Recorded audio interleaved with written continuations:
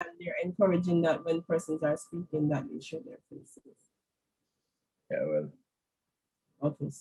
We do a camera check. I think I heard Senator Brown, Senator Charles Sinclair, Senator Golding. Let's see what else. MP Williams, MP Minister Chuck, Minister Samuda, and a full team of our supporting team members. I think from the Ministry of... I can't believe you forgot to count me, Minister Chan. My God, my favorite. Mr. Donna Scott, welcome. Good to have you today. I suspect we'll make it easier. Really good to have you. We're coming on with. Mayor Minister as well, morning. Yes, Mr. Miller.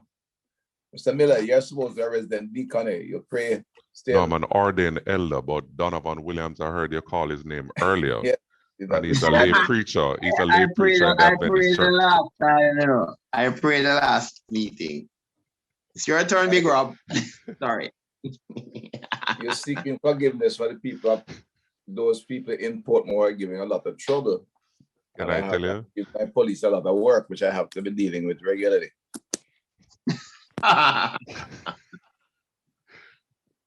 It looked like Deacon Sinclair want to preach. I pray. You'll have you pray for all of us as the young deacon. Father, I want to give you thanks and praises for everything that you have done. I want to thank thee that you have gathered us here together to plan for your people. We ask that you'll be with our minds, that you'll be with the proceeding of this meeting, and that you'll come by here and you'll dwell with us, is our prayer in Jesus' name. Amen. Amen. Thank you very much, sir. You are heading in the right direction. You could make a deacon. I was going to this, I think I heard Senator Brown, Lambert. In the Adventist church, we use elder. I'm an ordained elder. All right.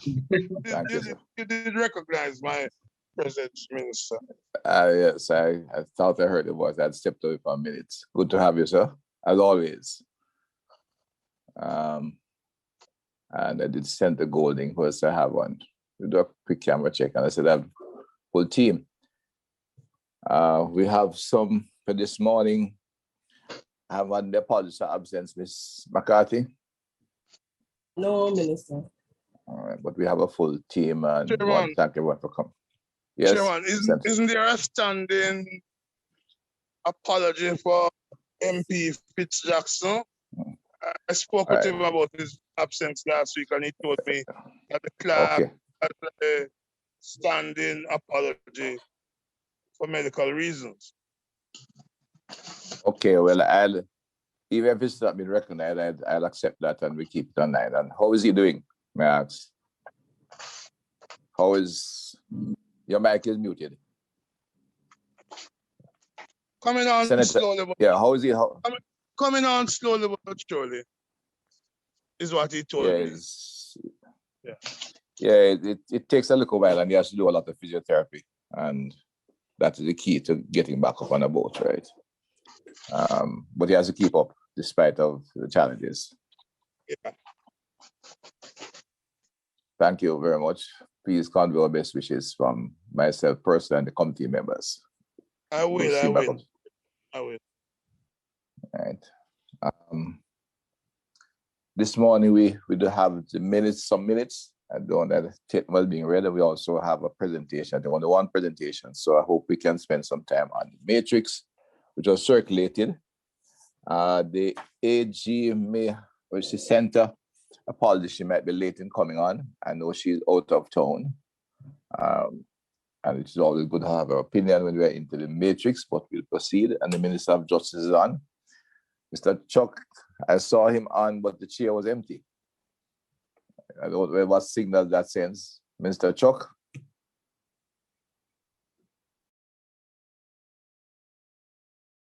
Minister Chuck seat empty. I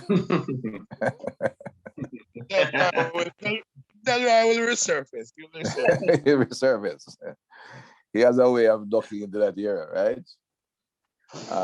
Thank you. I said, I'm going to take the minutes that are being read, and if there's any comments on the minutes themselves, I didn't want to go through them right now. So I have to give you some time to read them, and we'll take them in the next meeting, but I'll ask you to read them through. I've had time to read them myself. I don't know if there's any, but I'd rather take them today to give you some time to do them. The presentation we have is on the Ministry of National Security, and I think Mr. Rohan Richards should be here to present. Is he on? Ms. McCarthy? Before you get to the minister, I Go ahead, noticed, Lawson.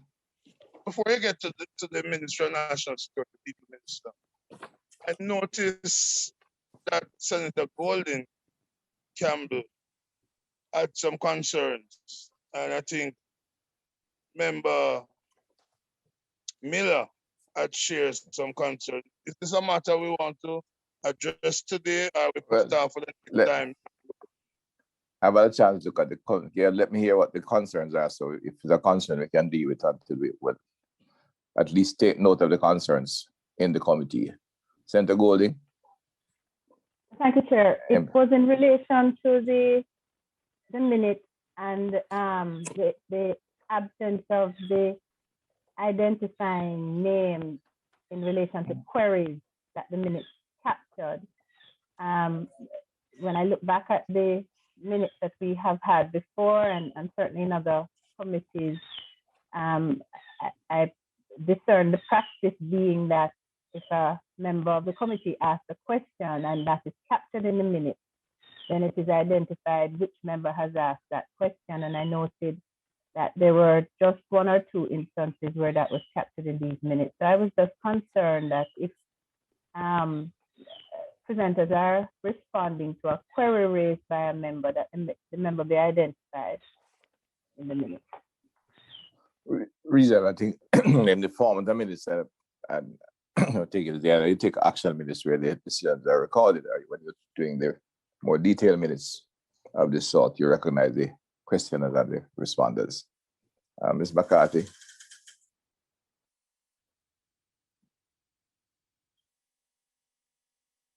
Sir, sorry, sir, the question? Yeah, you heard the concern raised by Senator Golding that when a question is asked and the minutes should reflect the questioner or whoever raised the issue, that this is the practice in this kind of sort of minutes in which there's fairly good outline of what was done or said, and the committee, that's what's happening. So we need to be consistent.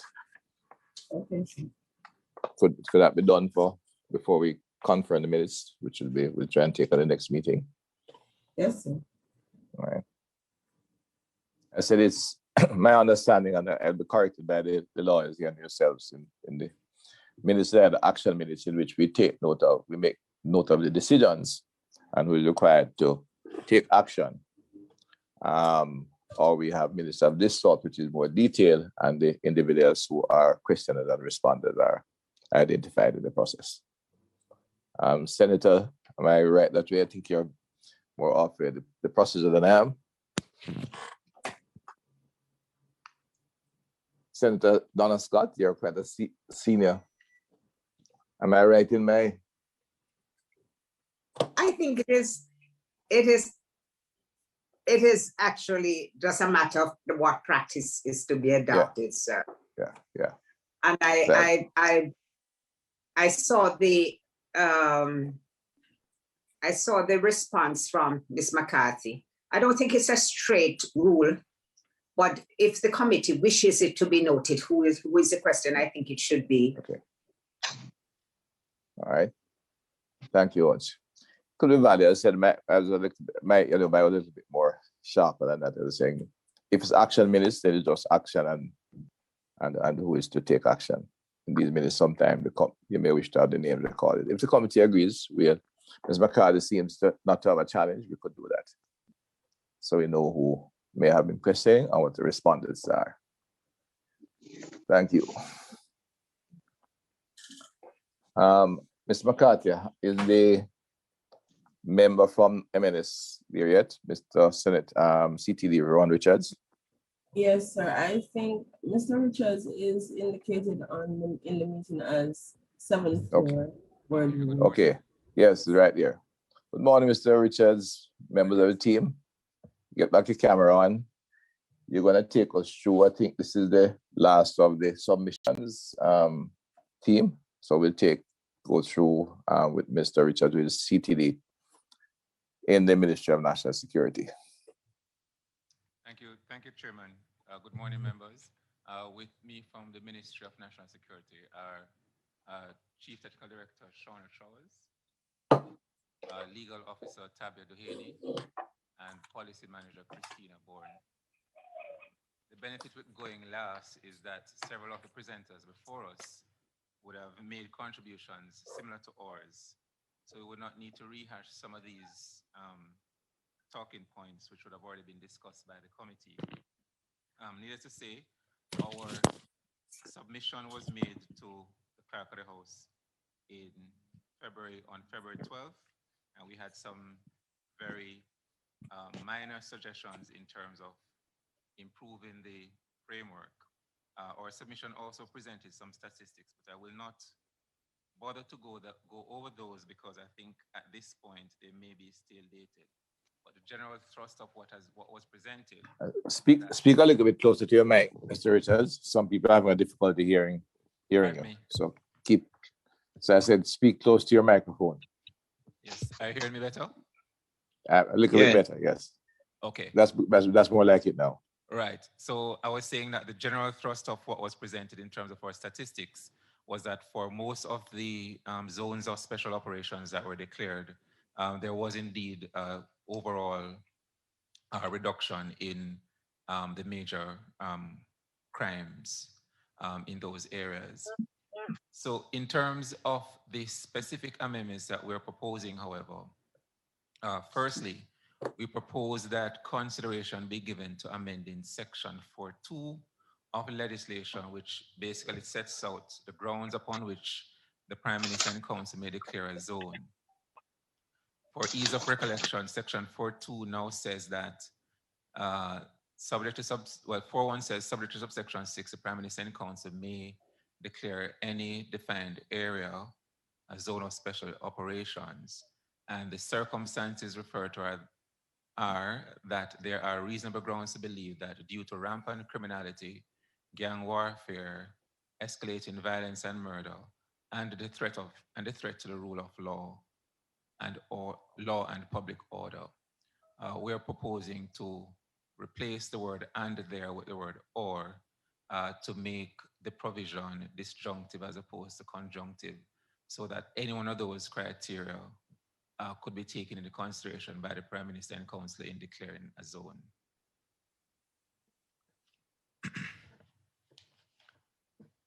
Our second proposal had to do with a proposed amendment to section 8, subsection 3, which says that every zone shall have a written accountability and reporting system as specified by the NSC. We are of the view, and I think this is really in terms of best practice, that the provision as it is written is somewhat ambiguous, and we wanted for consideration to be given to essentially standardize this kind of accountability and reporting system. It could be that this reporting could be done in a prescribed form, which is applicable to all officers in all zones that have been declared. The section could therefore be amended to read, there should be established a prescribed accountability and reporting system applicable to all declared zones. Some other very minor amendments which we're also recommending is that there be reference to the submission of electronic records in relation to section 17.1 and 18.1, and this will go hand in hand in what is happening on the ground in terms of digitizing and digital transformation of the JCF and making place for the inclusion of digital diaries. As it relates to section 18.5, of the legislation, Section 18 deals with treatment of persons arrested or detained. We are of the view that the provision as written does not outline what particulars ought to be provided. For example, who visited, the purpose of their visit, the length of the visit, and we wondered if this provision could be reformulated just as a means of ensuring that there is transparency and accountability throughout the process. Our other suggestion, which I see was also something which was raised by the public defender, is that we're proposing that in addition to the capturing of ballistic signature, which is provided for in Section 20, a requirement be made for all firearms assigned to members of the joint force be marked in accordance with the GOJ marking standards. As a point of note, we are introducing or legislating marking in the Firearms Amendment Act, but it's also, the marking is also done operationally for all firearms that are issued to GOJ personnel. And I think that would strengthen the legislation. On some general comments now, I think that we are able to support some of the recommendations which were presented earlier from, for example, JSC. One of the things that we do recognize is in terms of the Social Intervention Committee is that it needs to be a strengthened accountability mechanism just to ensure that all persons who are appointed or assigned to the SICs are actually given their full participation.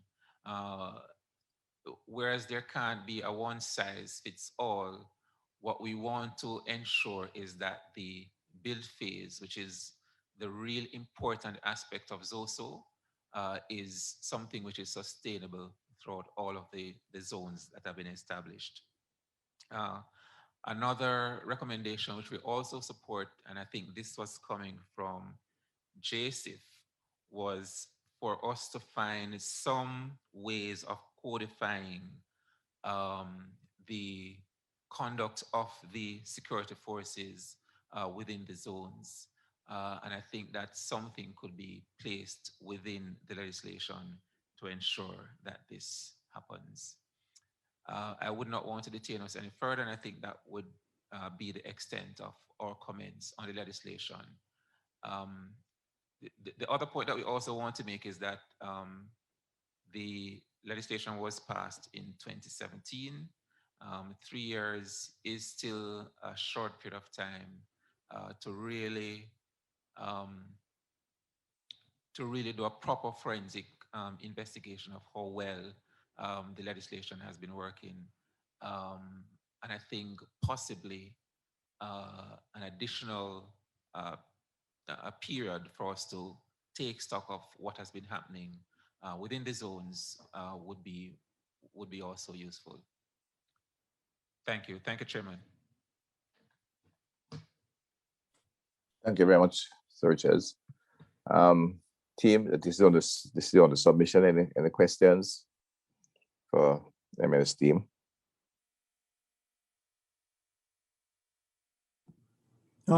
Minister, to the presenter. Yes, in the submission, he had made comment in relation to 18.5 and inquired about or submitted that there should be an amendment or clarity in relation to two aspects of 5. I'm just trying to see if I appreciate. In respect to particulars, is it that you're saying that 18.3 and 18.4 would not be referenced in the particulars that the 18.5 is asking for? And also in respect to the reference to appropriate register and the query as to what is the register, I see that there is, in fact, a term used previously in the legislation in 16.4, which speaks to the appropriate register in accordance with the prison's lockups regulations. So apparently there is a definition of what the register is. So I am just inquiring if there is need for greater clarity, as you have asked for.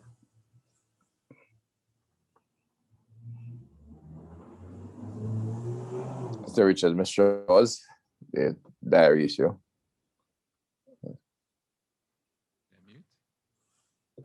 Okay, so our comment in relation to 18.5,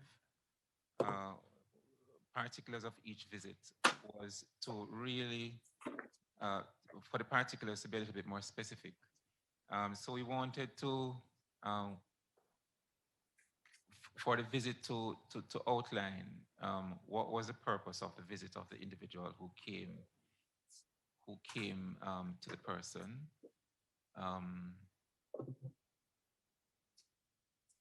What was the reason for them coming? I'm looking back at 18.2. But isn't that already stated that a person is detained? If you look at 18.3 and 18.4, that persons can visit for these particular reasons, that they are spouse, they fall into certain categories of persons: spouse, partner, family member, religious counselor, registered medical practitioner, attorney at law. So I would assume, just looking at the categories that you have there, that speaks to the persons who can attend. You are saying that if a spouse visits for the purpose of just making an inquiry as to the welfare and the well-being of the individual, you would want to specifically know what the discussion would have been from a spouse. But if a religious counselor would have visited, I would suspect that that is for spiritual support, having regard to the category that is facilitated. An attorney at law would be for legal advice. Would you want to know specifically what is the legal advice when you are saying that you want to have details of the particulars of each visit? No, member. I'm going to ask one of my team members to just give a brief response to that query.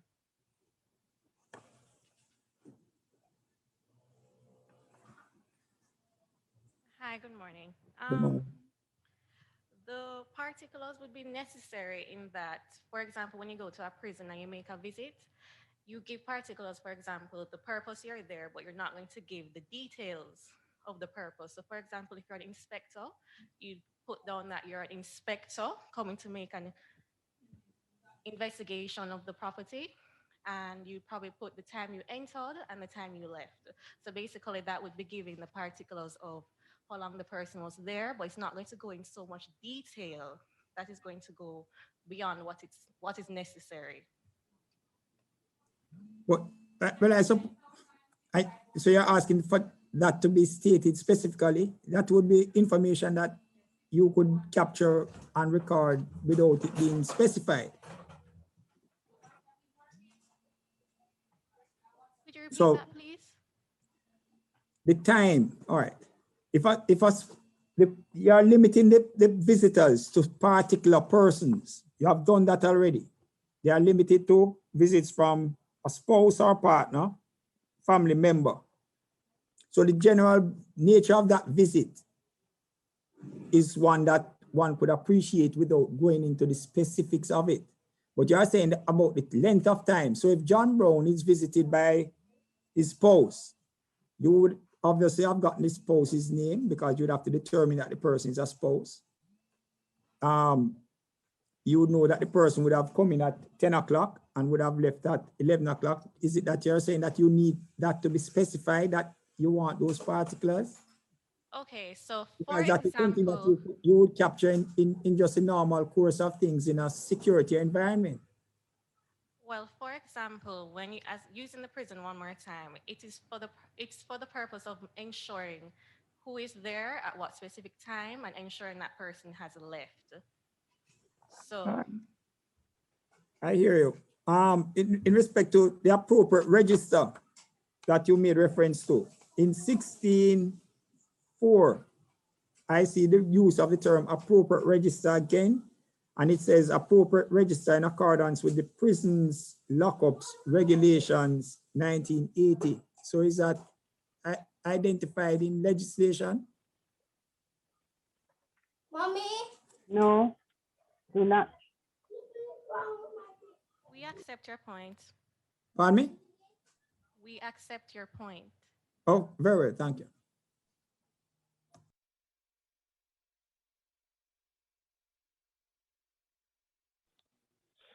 Minister, Thank you, I'd like to go back to Senator Brown. I'd like to go back to the number one proposal that they made to make the conditions for declaring a ZOSO at 4.2 disjunctive.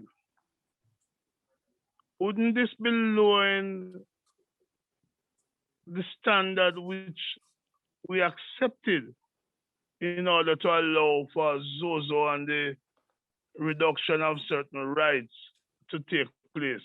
This would now it appear to me to be any community that could be just declared as ZOSO.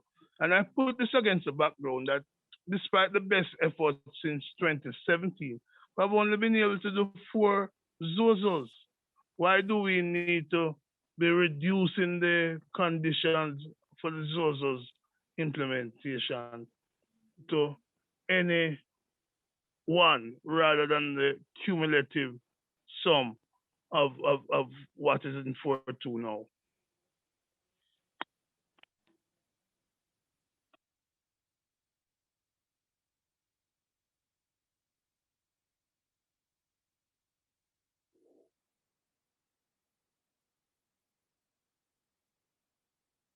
Go ahead, team. MNS. Senator Brown's comments. It's suggesting it may not be no interest to do the separation. Look at the regulation. It makes a big difference.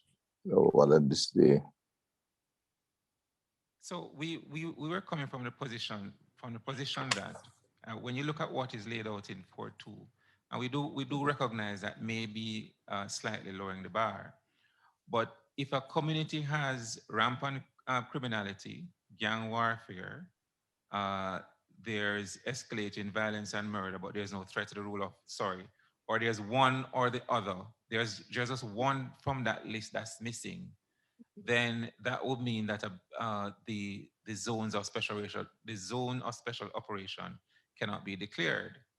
And I think that was the position we're coming from. Not quite legal. The law is coming, but my time, Mr. Chairman. Go ahead.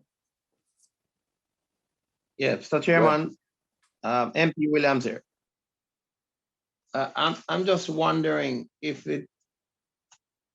when you look at rampant criminality, gang warfare, escalating violence, and murder, all those would have, in my view, posed a threat to the rule of law and public order.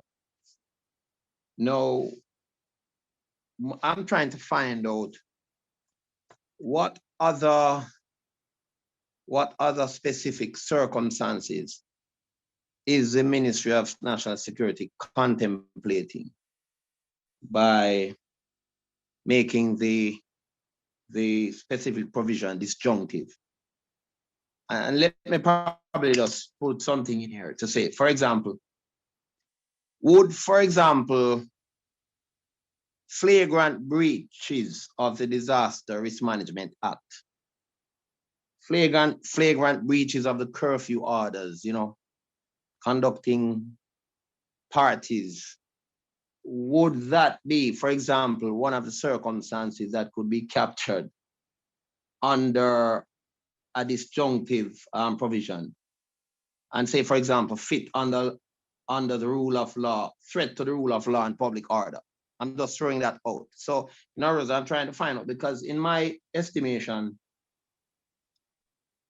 rampant criminality, gang warfare, escalating violence, and murder are really the main tenets or factors which would precipitate the intervention or the introduction of a ZOSO.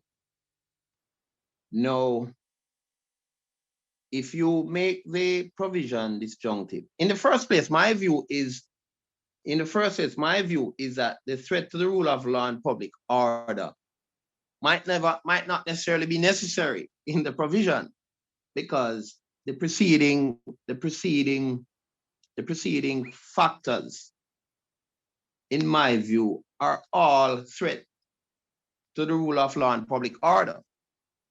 So I'm just trying to ascertain if by lowering the bar, we are contemplating other possible offenses that could constitute a threat to the rule of law and public order, like the example I cited, just for clarity. No, Member Williams, we weren't considering breaches of DRM as one of those factors. But let us take into consideration, however, a community that has a fairly organized criminal group. They have their own rule of law. There really is no gang warfare, but there is a threat to the overall rule of law. Is it that we are going to say that that community cannot be declared a zone of special operation? Because our intelligence is telling us that this community is led, is being managed, is being controlled by an organized criminal group.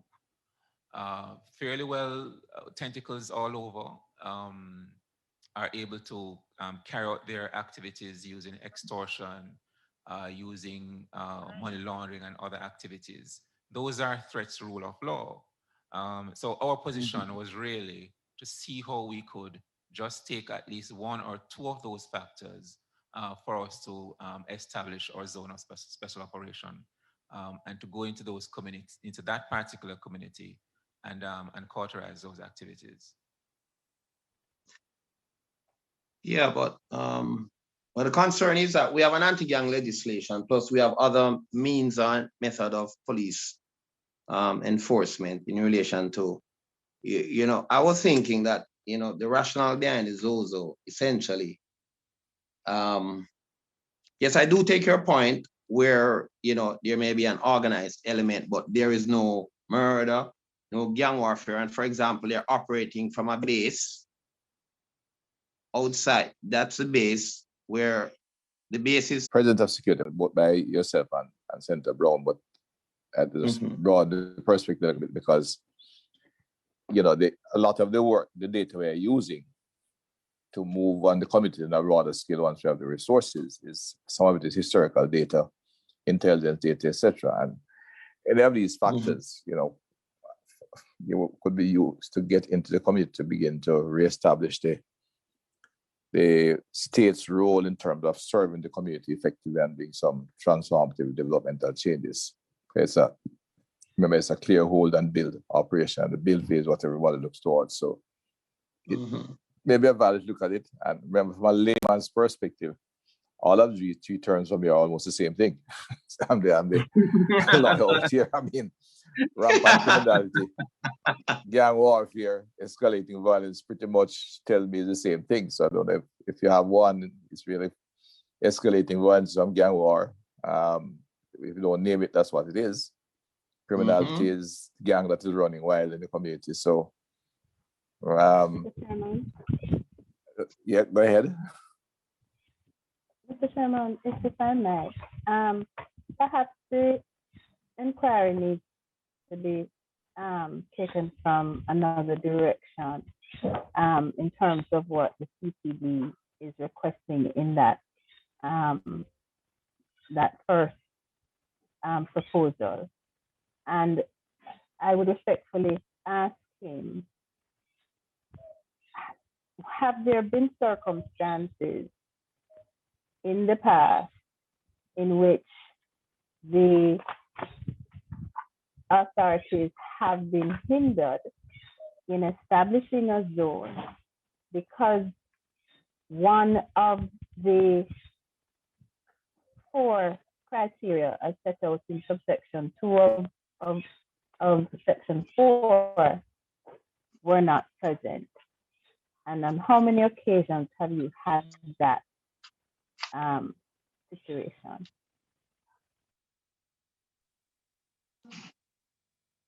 I'm sorry, Member Campbell, I am not able to say that there have actually been instances where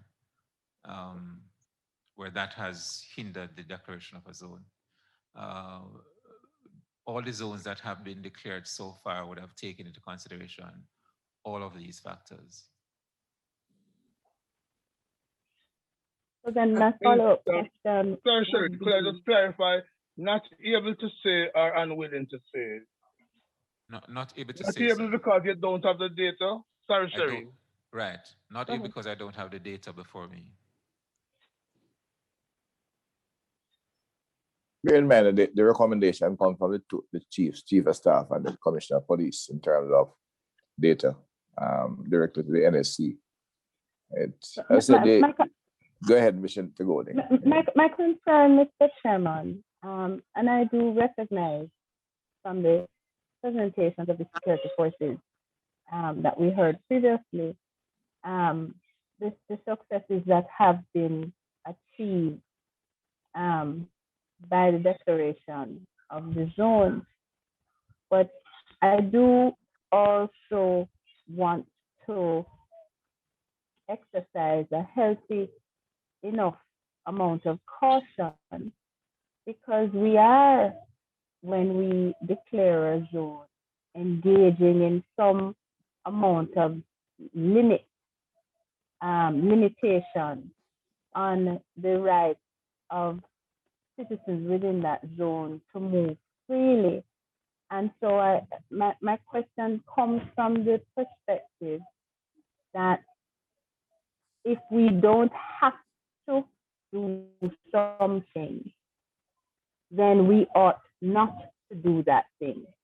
If there are other means of ensuring law and order within a community that we can deploy before we get to a ZOSO state, then certainly those means ought to be deployed. And like Member Williams indicated, we do have other legislation that would assist in some of the scenarios that he talked about, because quite frankly, the example he gave in relation to the breaches of the Disaster Risk Management Act and blatant disregard of curfew hours and so on would fall under rampant criminality. It's the law. If you're breaking it and you're breaking it wantonly and in large numbers, then it's rampant. Whether or not it's gang warfare is another matter. But if we haven't had that problem before, why are we applying a solution to a problem that doesn't exist? Why would we disturb subsection 2? I'm not clear on. Minister, may I make a comment? Go ahead, Senator Marty. I think that what my understanding of what the ministry is recommending is that you would be able to declare a ZOSO if there's rampant criminality, full stop, gang warfare, full stop, escalating violence, full stop, and so on, and murder, full stop. I want to remind the ministry that this ZOSO was intended to be an act to provide for special measures for upholding and preserving the rule of law, public order, citizen security, and public safety within certain geographically defined areas of Jamaica. If we were to make it disjunctive, as they are suggesting, we really, it's no special measure. There are other laws which would address elements, single elements, as he has suggested. And I want us to recognize that when we are infringing on person's liberty, we have to have a very good basis for doing so.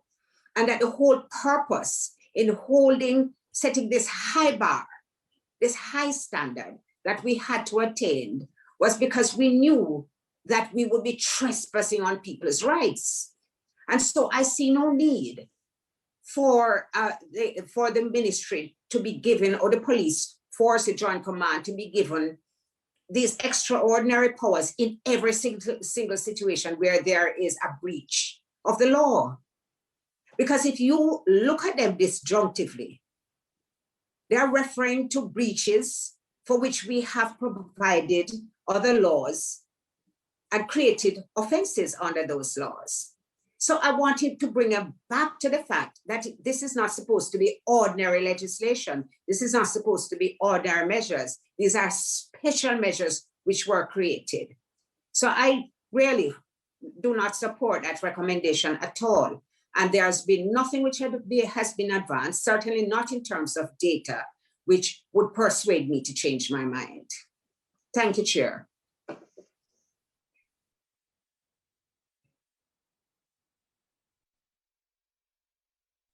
Thank you, Senators. As both senators. The other comments, but two very pointed comments. I said I understand the ministry's recommendation. I said in looking at it and the philosophy flowing from the Charter of Rights, and I would not argue with it. Of course, I'd like to refer to the other aspect of the Charter of Rights, reference to individual responsibility, which I find that our lawyers don't tend to take into consideration at all when individuals breach others' responsibility. I think Mr. Chuck used the term lateral responsibility as opposed to vertical responsibility. You may tell I'm learning some legal language. Not in this specific case, but I think more recognition must be given to the lateral responsibility of individuals. And much of what is given in the discussion of Charter of Rights, the vertical responsibility of government's responsibility to protect them and to respect them, as opposed to individuals' own responsibility, which I think bears consideration. I think that aspect of the chart was written and deliberated by those who wrote it to ensure that it can be used. Chairman, can I also say that if you look at the bill phase of ZOSO, yes, what the state agencies are doing in the ZOSO is precisely what they're expected to do. And part of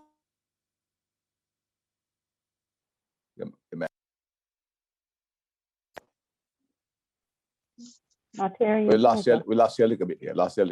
Yes, I lost the audio. Yeah.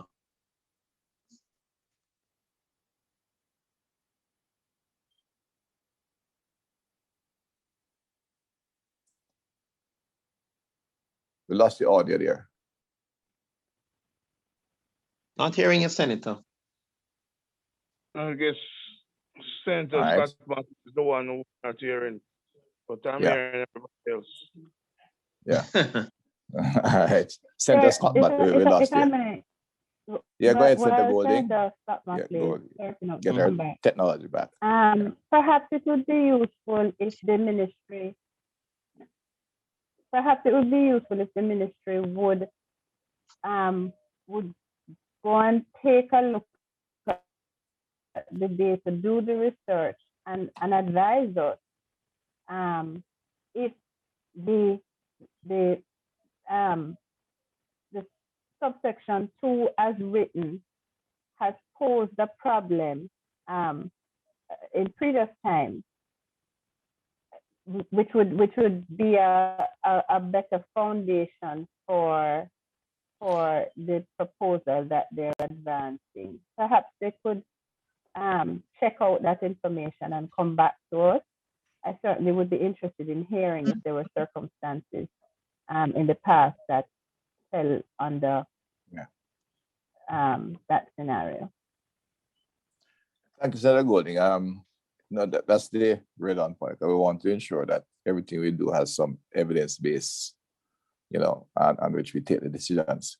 But and I would say in this case, I don't think we have had the ministry's projection is more anticipatory than past experience. Because we have only cleared about 4 areas so far, and in those situations there was no kind of pressure there was no debate over the statistics in those cases.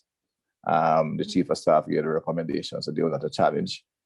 We recognize there are a number of other areas that could qualify as well. And it will be a little while maybe before we get to a point where there's the marginal one where the statistics are debatable. So I think it was more a question of anticipatory, and I hear and take and accept the points being raised by both senators. I just raised my general comment about the question of responsibility by individuals, which it's one of my points of discussion. My legal advisor, Minister just will tell you that our legal mind don't seem to recognize that aspect of a charter rights from a responsibility point of view, but it's a general comment, not designed to defend the ministry in that way. Another time we'll discuss that issue. All right, separately. Minister, Chairman, that's a serious comment about the legal people not recognizing the legal. But I'm not going to do it here. No, I'm saying of the legal philosophy. The legal defending us, Yanni? Just to say that, Minister. Senator Brown holds our brief. No, just to say that Senator Scott Martin says she's trying to get back on. Just having a little difficult, but she's trying to get back on. Chairman. Minister, I think I raised the point about 4-2. I'm happy that my Senate colleagues, both Golden Campbell and Scott Motley, share my view. I note that Member Williams is also supportive of it. And so trending. It's trending toward you. I would hope that. No, just raising some concerns. It's not necessarily. just for clarity. I agree. You're trending, man. You're trending. I agree with Senator Golden Campbell that the data is important, and too often we take decisions, and we're seeing that in this committee here, that is not supported by the data, and then we end up in difficulty. So I think this is one that we should not pursue. Chairman. Thank you, Senator Sinclair. All right, I just listened to the discussion of all the members. And I am here thinking in respect to the submission made by the persons from the Ministry of National Security and the disjunctive approach that they are submitting on. And how I believe that we can reach a middle ground, because you made a comment which triggered my thought when you said it is more anticipatory, why they may be looking in that direction. And how can we cover that in an amendment, if an amendment is ever going to be done to 4.2? And to go the disjunctive route is to look at the words threat to the rule of law and public order. I was just making a quick check by Google to see whether that was a term of art, but could not find it as such, or whether there was some decided case that determined what would constitute threat to the rule of law and public order, but could not find any authority that would support that. But if one is considering, and as I said, you suggested it's looking at it from what potentially could be, and that is why I interpreted your use of the term anticipatory.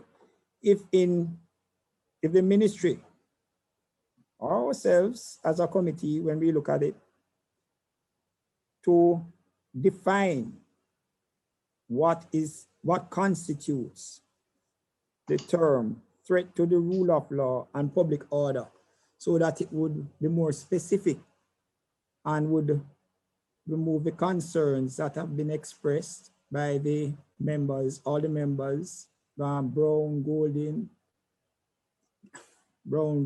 Campbell, and also Williams. but still capture and prepare ourselves for what may come in the future. So if the ministry is so minded, and I believe also when I look at the matrix that was previously given to us, and the Jamaica Constabulary Force seems to be of a similar mind where they would want to have it in that way with other adjustments that we can look at. But if we could come up with a definition that would be included somewhere in section 4 or in the definition section of the legislation interpretation section in 2, to define what would constitute threat to the rule of law and public order, so that the small issues that were raised by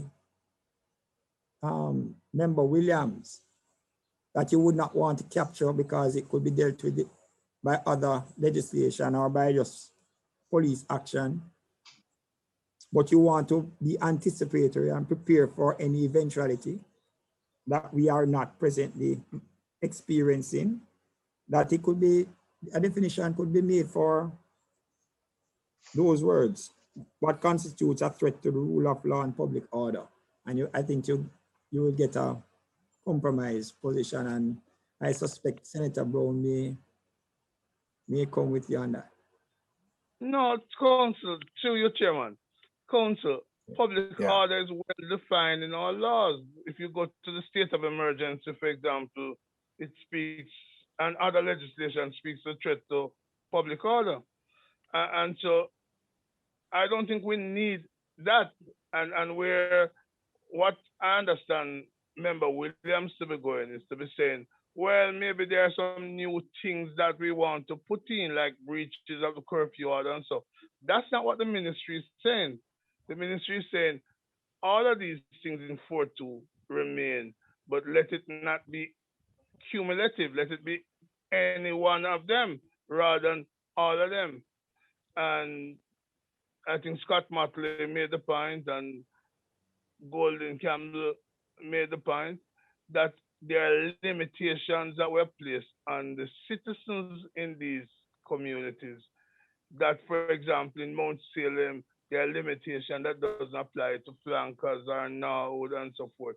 And it is those limitations why, because of those limitations that we place on the citizen, why we gave the power and we insisted that there are to be certain conditions existing, all the elements being met. And as the ministry have said, they have no data to the question by Senator Goldenkamp. They have no data to support it. It is anticipatory. Well, if we need to declare more, we can. As it is now, we are focused on so few and the resources so narrow that we ought not to be opening up ourselves to any and every community because there is an outbreak of things. There are other tools that are available other than ZOSO. Up to and including a state of emergency in a particular community. We have chosen not to take that route, but to do the clear, whole, and bill approach, which I support. But I really don't think we need an amendment to 4.2 right now. And I hope, Charlie, you will share that. I'm just asking you, Senator Brown, can you tell me, you said that there exists somewhere a definition that speaks to the threat to rule of law and public order. What constitutes that? What does the state of emergency? No, I'm asking you because you have said it. So I'm just asking you specifically. Yeah, I don't have it in front of me. Right. So I don't have it in front of me. But essentially, public order is you say it's not a term of art, but it's understood and understood well. So to the rule of law, there have been so many articles written about the rule of law that if you give us time, we can find the authority. Right. But if it is because you don't want it to be any minor breach of the rule of law, as an example was given to say breach of the Disaster Risk Management Act or so forth. I don't know, you may be able to find specific types of situations that would allow you to maintain it there and it becomes, and I heard the examples that were being given by the members, the representatives from the ministry, where they spoke about the extortions that may be taking place, other types of control methods that do not necessarily amount to violence, nor do they amount to gang warfare. I suppose, I don't know how it would fit into the description of rampant criminality. But as I said, it's just a thought that came to me listening to all the persons who would have presented earlier. As to say, and I want to give support to our security forces and persons who have greater experience in this field, I mean, including persons who are at the ministry, to say that if there is some benefit that can be derived from it being disjunctive, if we place an interpretation as to what is meant by threat to the rule of law, we may be able to capture it and maintain it as being disjunctive. And your concerns and the concerns of the other members, Senator Scott Motley, Golden, Campbell, and Williams, I think can be covered. Everybody would be happy at the end of the day. I'm just putting it on the table for consideration. I understand your thought. Minister, could I make a recommendation? Could we ask the AG? Yeah, but can I ask before you get AG, Senator Brown? If I understand Senator Sinclair well, his suggestion may in fact be beneficial to your own position, because the way it is now, the rule of law is left wide open for whatever interpretation or whatever documented, wherever, you know, in the various cases across and comments. Whereas what I get from Senator Sinclair is saying under that particular statement, you could use in the interpretation section, define what aspects of the rule of law you wish to use, what various breaches of the rule of law you'd use to execute, implement the zone of special operation. And that makes some sense, because currently as it stands, you could have rule of law meaning, even in the face of the, how the cumulative effect, but they could have, if everybody in the community said not to wear a mask, if to say it's a major breach of the rule of law, while that is something you'd want to institute a zones of special operation for. So there could be value in it. And again, I said, I'm going to be exploratory in my discussion, but there could be some value in defining what aspects of the rule of law you would want to breach in rule of law you'd want to take note of specifically in this situation. Mr. Chairman. Yeah. Go ahead, Senator Bodie. I support Senator Sinclair's proposal in terms of defining more clearly what the various parameters set out on the subsection 2 we really intend that to mean, subject of course to the definitions that have already been set out throughout our jurisprudence. But I must tell you that I can't separate the hat that I wear, and therefore I'm feeling a strong amount of caution when we use words like anticipatory, which in my mind is almost equivalent to preemptive, without data. And I think there are two questions that we really would need to answer. The first is the question that I posed earlier: what circumstances have arisen where this subsection has prevented the security forces from taking action?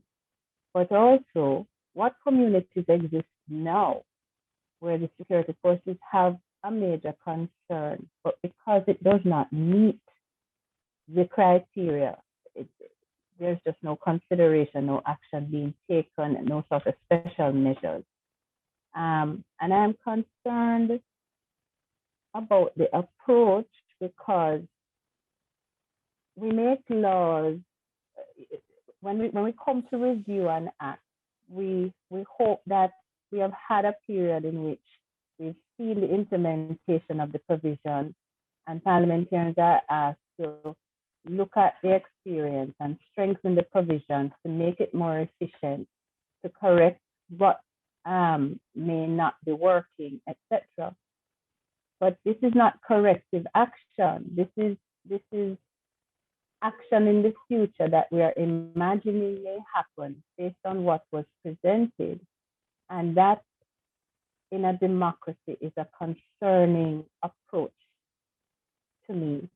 I too would wish to have the security forces with strong tools, legislatively and otherwise, in order to carry out their mandate and their functions.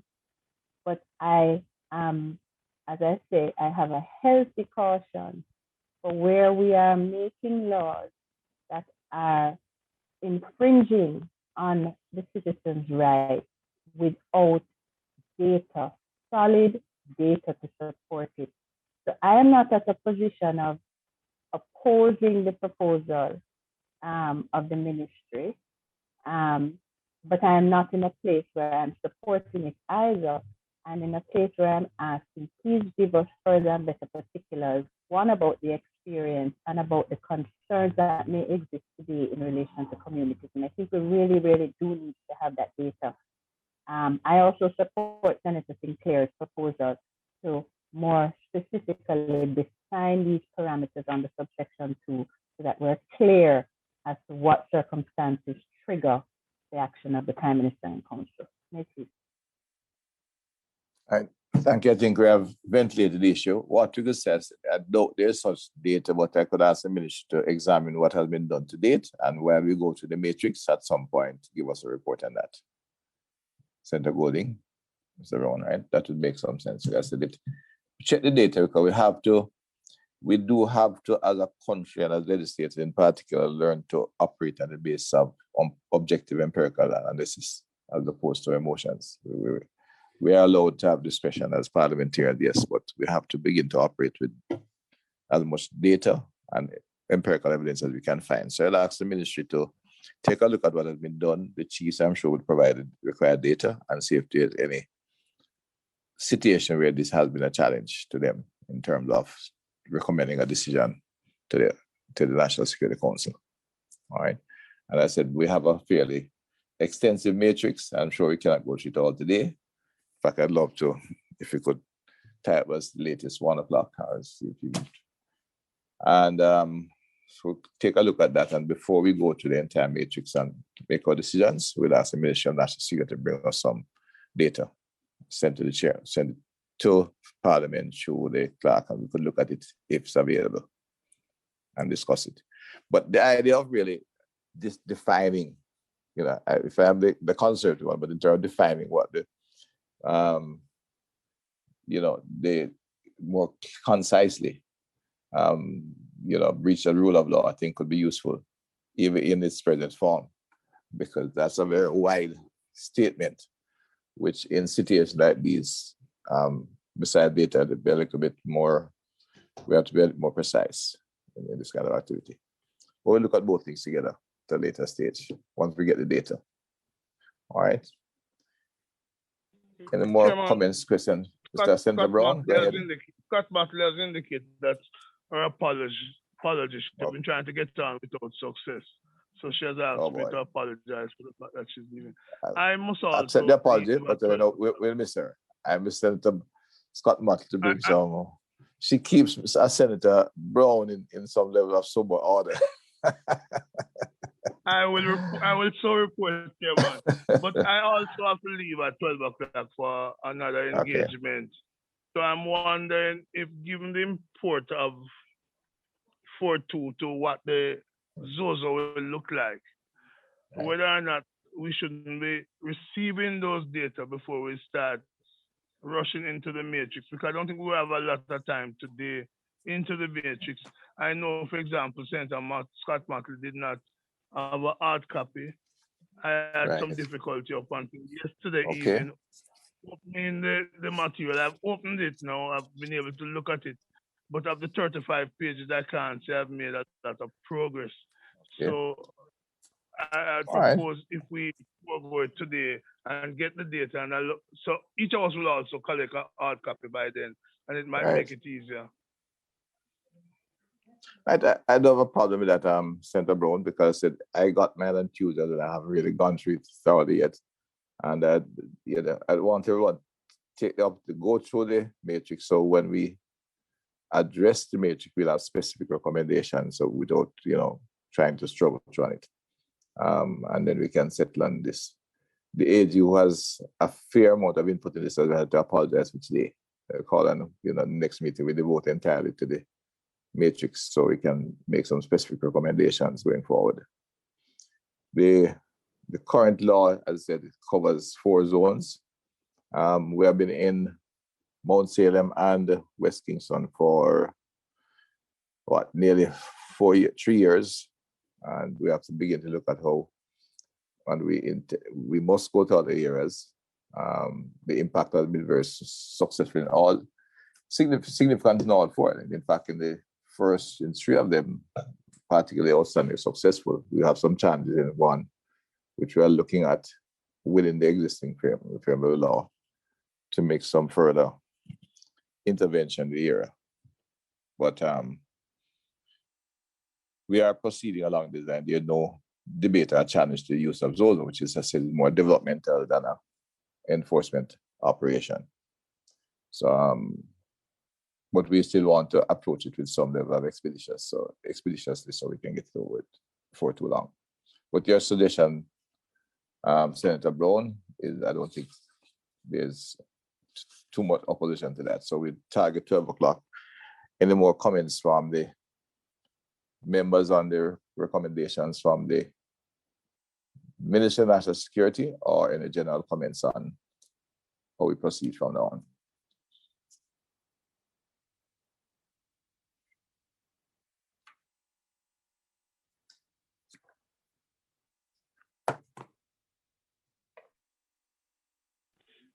Chairman, it appeared to me that recommendation number 2 would find agreements, because it's not the one about station diary. Standardization. Yeah. Of the system reporting. Yeah. That's 2. And the one about station diary sound to me that that's just an easy, cheesy thing, because it's more a procedure. It's a procedure rather than a principle, right? Yeah. And we are heading that direction. We have to digitize various record keeping of the security forces. Yeah.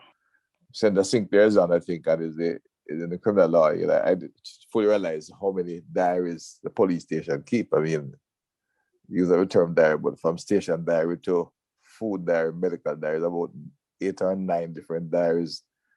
The police handwritten diaries all over, along with a number of other forms that add up to another 12 or 15.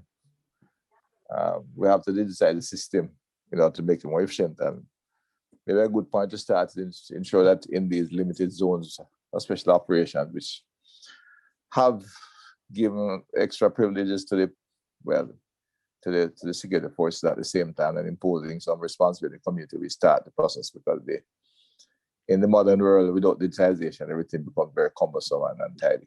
So it's a good way to start, and start here, a good place to start. Sounds like we're going to adopt the UNDP proposal about violence against women and children as well. So that's maybe another diary that has to be kept. Well, that's it's a significant factor. I'm not going any further. Not going any further. Senator Sinclair, I'll take your advice. All right.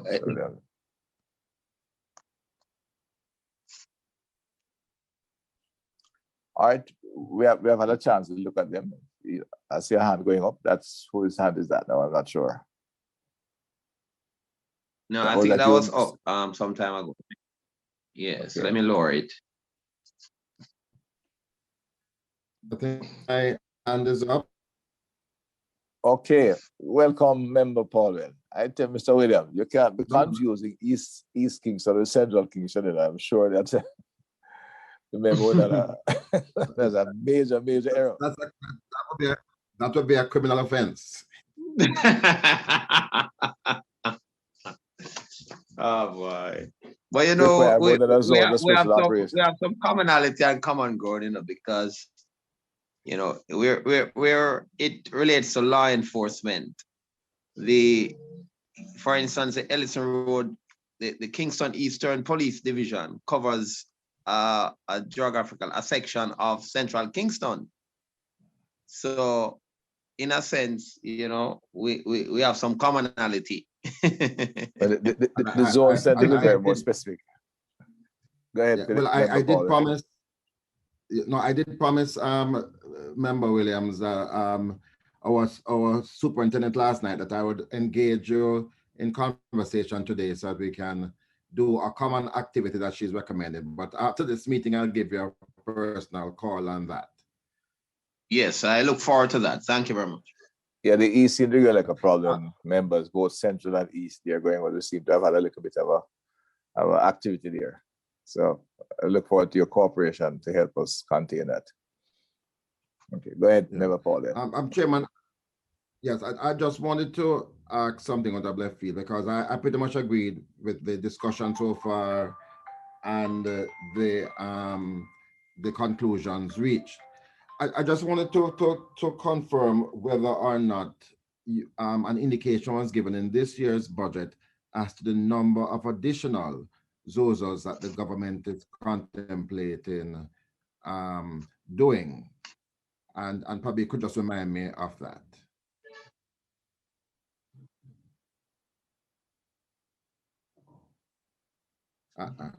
We're not hearing you.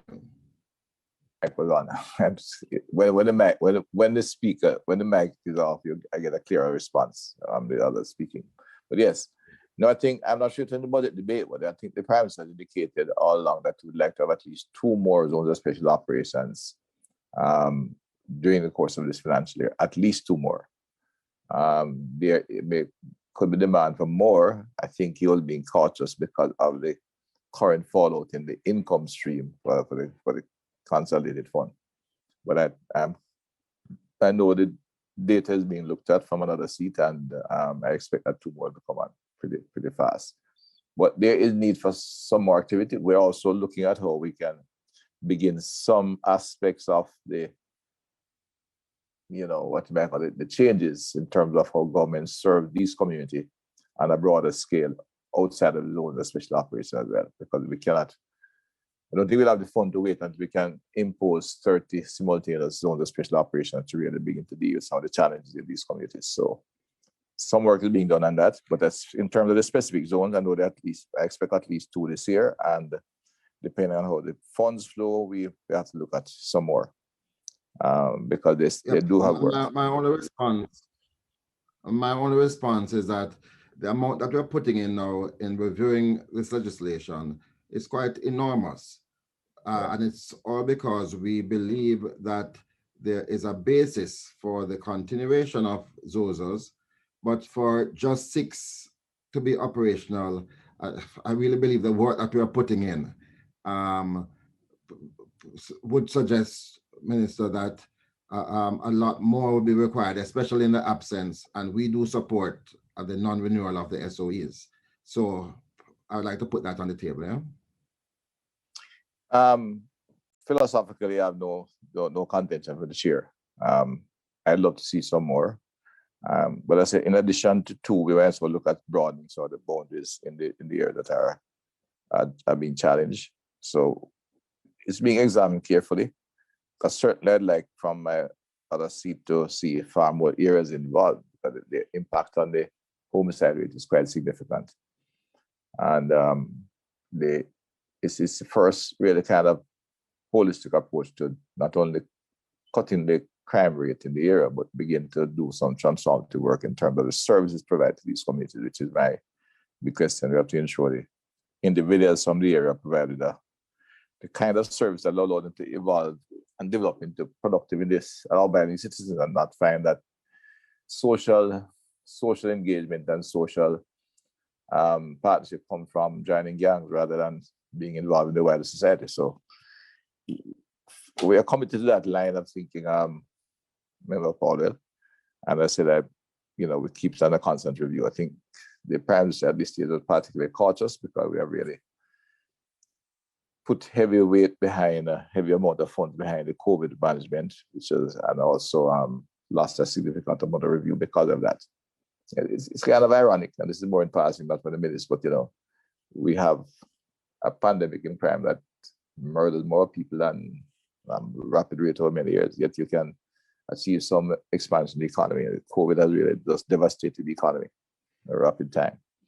But the urgency to correct these communities, and remember when we looked at it totally objectively, the PIOJ still lists roughly 100 communities that has this, challenges of a similar nature that would justify zones of special operation.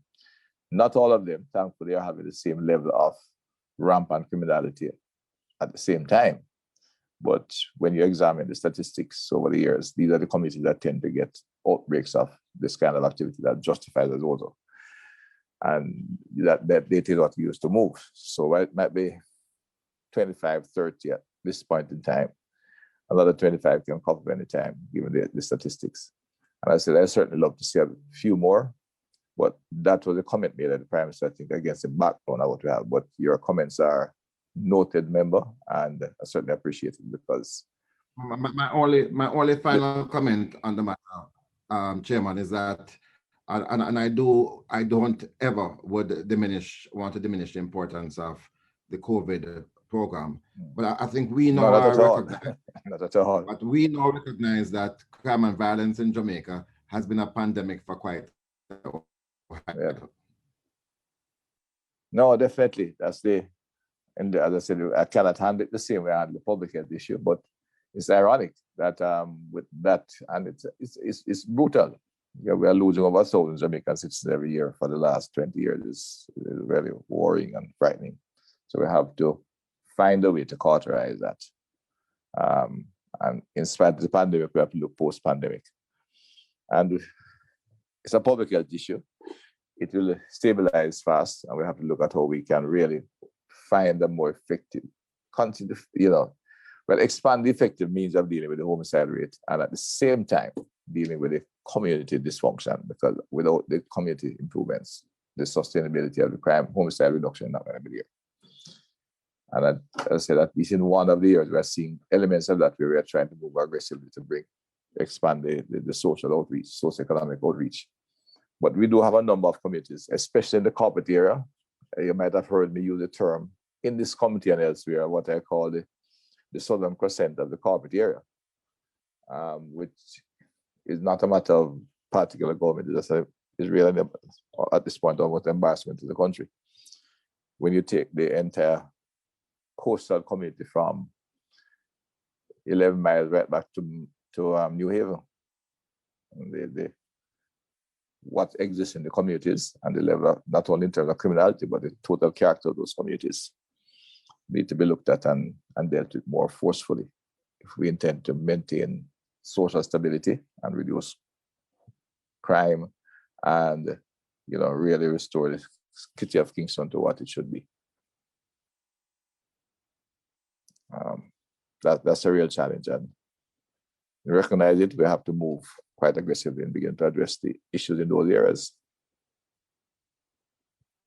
And I know you're quite familiar with them, member, and your colleague, you said, member Williams, and all the MPs from down that southern block in particular. There are pockets across the corporate area, not eliminating the need to move in on a number of other areas, which may be above the crossroad. But in fairness, the population, this belt area for the Southern Crescent, has not only lived through a high level of criminality and level of public neglect for the residents that is unparalleled to the other areas. And we have to move to correct some of that and definitely eliminate the social isolation that impacts on our young males who become involved in hundreds of gangs across this belt. And elsewhere in Jamaica, it's the same factors, but as I see that belt as a particularly challenging one, Member Powell, and it does include a block of the area that you represent.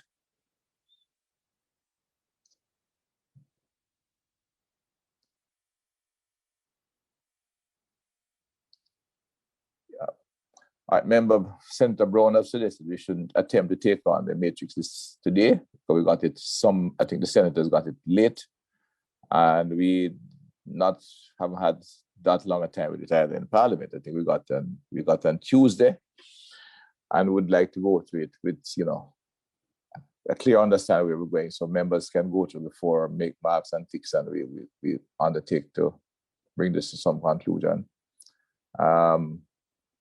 And that we close off after discussing these submissions, which would take us near to 12 o'clock, if not 12 o'clock. And also read the minutes. We have recommended Member Powell that if you're not at the beginning, that Mrs. Clark ensures that the names of the questioners be put in when you're giving final confirmation of the minutes. But I really want to reinforce it. From the beginning of the meeting, so I'm aware. Okay. I was present from the thank you. Yeah, sorry I didn't recognize you then, right? I was trying to go down the list in this virtual meeting. I go down this little part, I put participants, and sometimes I just don't get to you don't pick it up as much. The various technical teams who are there, if we finish a bit early, I don't think they'll mind, because they have been coming to some long meetings and sitting in there for a long time. But I want to emphasize your own point again, Member Paul, that we will have to find a way and find the resources to do more of the kind of work we're talking about in all the areas that are impacted. It is costly, but as we say sometimes of certain aspects of the services, it may appear not affordable, but the one we cannot afford not to do. So it certainly will have to maintain that time.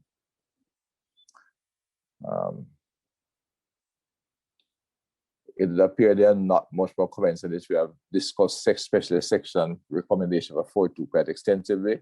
The ministry is delegated to get back some data to us, if there's any, and to examine the way forward on that particular issue.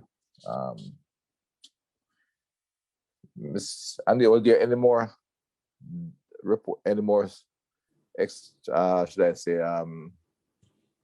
any more of the presenters should have sent us any more clarification, the data we have had? Well, we received, I'm sorry, sir. We received information from JCF in terms of the number of arrests made and the committee had requested, and as well as from the JDF, and I have distributed those to the members in the last meeting. Yeah, I saw that in the email. The JCF had asked if they would need to come back, as well as the JDF, so I take instructions from the committee. They had asked to come back, but I've just invited them today. So we should do it before the matrix. Sorry, sir, no, they had asked, and I think I said it to you in passing last week, whether or not they would need to return to explain. No, we look at the documents they have sent. I doubt we'll need to bring them back. I think we need to, I think we're at a point where we can in fact approach the matrix, but we'll give the members time to read them through. What's your time well reserved? The next schedule time you have reserved on your next Thursday at the same time, sir. Okay. That's not a bad time. If I may, Sir Chair. Yeah. Would it be virtual or in person or both going forward? For the matrix, I don't have the presentation. I'd love to have when we have some in person, but for the matrix, I think we can go through it virtual until it's just this situation settles. But I don't have a problem with the virtual for the matrix. I expect everyone will keep alert and go through the points on the matrix. The fact is that there are quite a bit of legislation going through Parliament which are considered very urgent and that we'd like to get through in the legislative year. In fact, the general comment, I'm thinking we need to look at how we do legislation. And I remember Philip, the leader of the opposition, saying he's aware of the tedious nature of getting them. We have to find a way to speed up. But there are quite a few big pieces now, including, I think, the Offences Against the Persons Act. Am I right, Minister Chuck? Domestic violence, two pieces coming from that side of the government that needs amendment or needs urgent changes. The Ministry of National Security has about 6 or 8 pieces. We have the New Firearms Act, the Anti-Gang Act, which we have reviewed and is just coming back for with its final amendments. Some more regulations, some MOCA, and some other changes in the alien and the RCC legislation for common citizens. So there are quite a few things. So the House of Parliament itself has become very busy, and the technology being offered to allow for virtual meetings, I think, can be used to make the system a bit more efficient. We just have to use it. We're getting crowding, which we have to avoid anyway in Parliament. But I'm sure we can get through this part. I don't know if the SG or the CP would have any comments on that in terms of virtual meeting. You'd have any problem with that? I know you have been doing a lot of them recently, SG. Thank you, Chair. Thank you, members. No, we support and would like to continue with the virtual meetings. Thank you. Thank you, yes. It doesn't really make life easier, but you see, in fact, we get more of them coming on. I know there are a few people who try to do 2 meetings simultaneously, which is not exactly easy. But the department sometimes can do it and share information. So we'll do the next one virtually, and we'll see how we get through going forward. Any other the members of Parliament or senators have any comments on that? Senator Brown, you're presenting and Senator Sinclair, Senator Sinclair, you'll be able to do something from your office in Montego Bay, which is a much easier approach for you.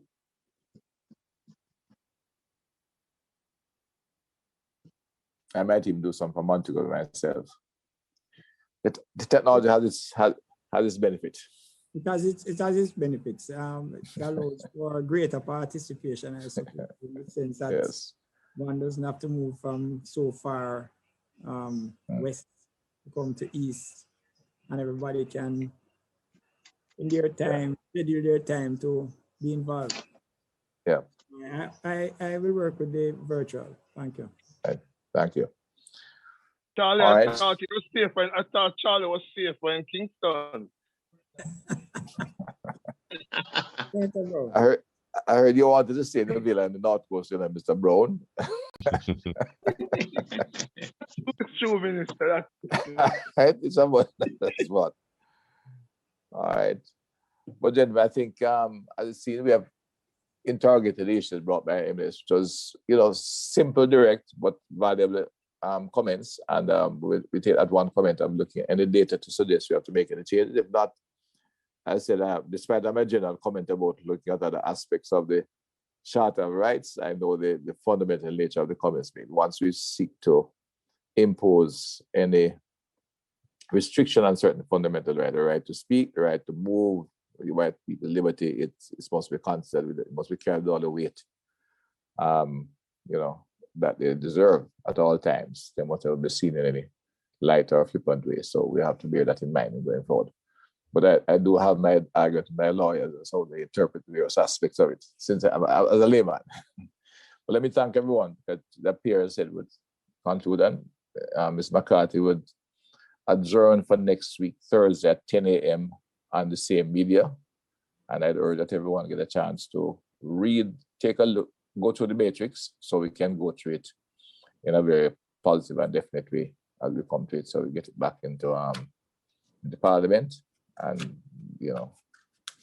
keep it working. And I will certainly keep reminding my colleagues, Minister Paul is concerned, we need to expand the reach of this kind of work.